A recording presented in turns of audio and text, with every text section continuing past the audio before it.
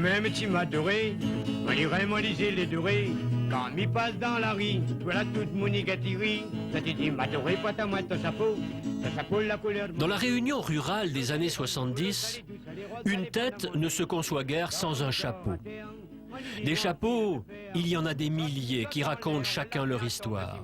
Chapeau élégant du gros paletot. Chapeau cabossé du pauvre bougre.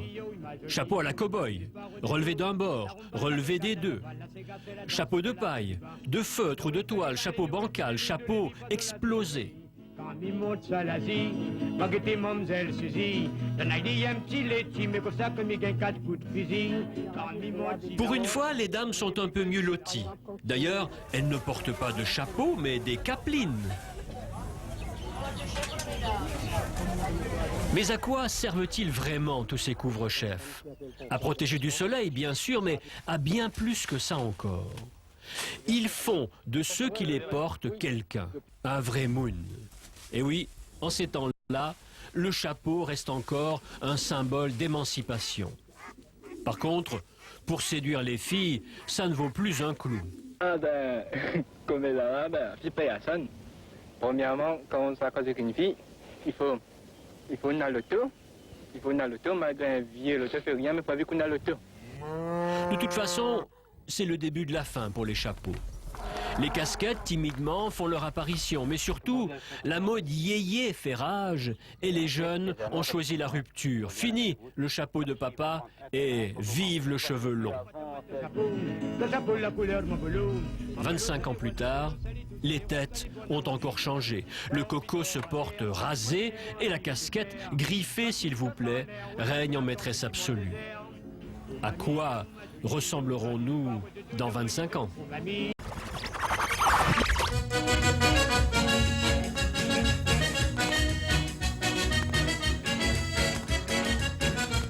Au bon vieux temps des années 70, il arrivait que l'on puisse circuler pendant des minutes et des minutes sur une route totalement déserte. Ces routes étaient pleines de poésie. Certaines étaient même tellement inspirées qu'elles s'enroulaient sur elles-mêmes comme si elles voulaient se regarder le nombril.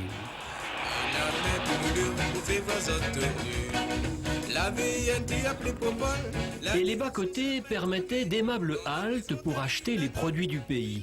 En quelque sorte, les conducteurs roulaient au bret de chouchou, parfois au rhum aussi. Dans la présente, la note, l'île a crié et belle a coué.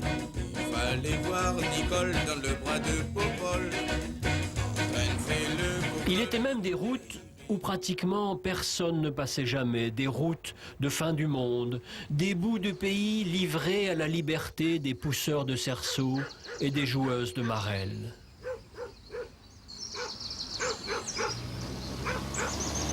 Cependant, sur le littoral, le progrès était en route. Les ponts étroits allaient bientôt être remplacés par des ouvrages plus larges. Certains carrefours avaient encore un bel avenir, riche en embouteillages avant de devenir des ronds-points. Mais le grand chantier, celui qui allait changer le visage de l'île, faire exploser l'urbanisme à l'ouest, faire exploser aussi quelques voitures pour cause de vitesse enivrante, ce grand chantier était en route.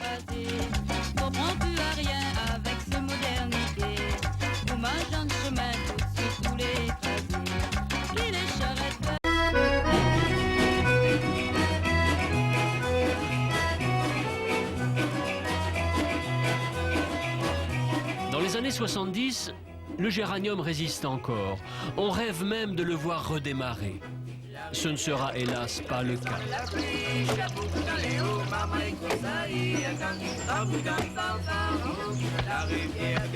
Les autres plantes à parfum sont encore plus mal en point. L'ylang-ylang, le patchouli, le champak appartiennent aux vieilles légendes. Et même le vétiver est sérieusement menacé. Je m'appelle Rico Prunière, j'habite Montvert. Oui. Quelle surface exploitez-vous? J'exploite environ une trentaine d'hectares, dont... Rico Prunière ne s'en doute pas, mais ces 10 hectares de vétiver dont il est si fier n'en ont plus pour très longtemps.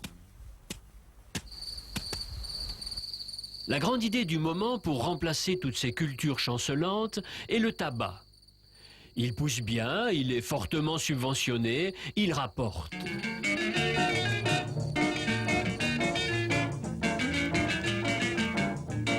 La culture du tabac est conviviale. On récolte ensemble, on trie ensemble dans ces hangars qui sentent bon la feuille séchée.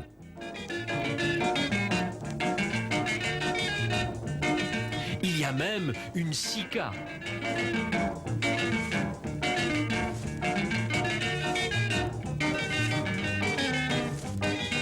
Hélas, cette époque ne durera pas et le tabac rejoindra le thé et bien d'autres cultures sur la longue liste des expériences sans lendemain. Le mauvais train, en quelque sorte. L'avenir de la canne chez les petits exploitants réside essentiellement dans la coopération, c'est-à-dire dans le fait que les planteurs consentent à se grouper entre eux pour constituer des unités d'exploitation qui produisent un minimum de 3000 à 3500 tonnes de canne par an.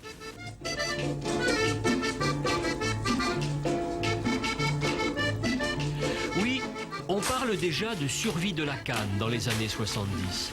D'ailleurs, on va déployer au service de cette canne le plan le plus ambitieux de toute l'histoire agricole de la Réunion.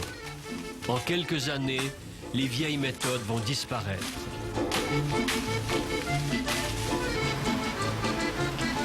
D'abord, les terrains.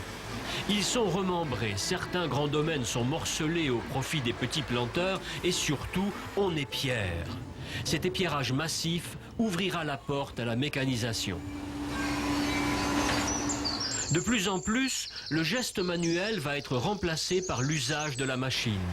Économie de main-d'œuvre. Les deux facteurs conjugués, à savoir l'augmentation des coûts de la main-d'œuvre d'une part et la raréfaction de la main-d'œuvre d'autre part, nous amènent à penser qu'il sera absolument indispensable dans un avenir proche de mécaniser la quasi-totalité des opérations en culture de canne.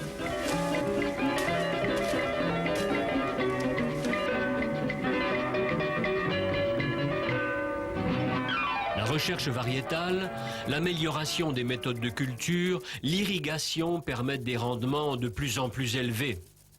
Et là, je vous affirme que là, j'ai doublé. Vous avez doublé, Ah, vous avez oui. fait 160 tonnes à l'hectare là. Ah oui, Pour là, 400 là, j'ai golettes. doublé là. J'ai fait 400 kilos à la golette.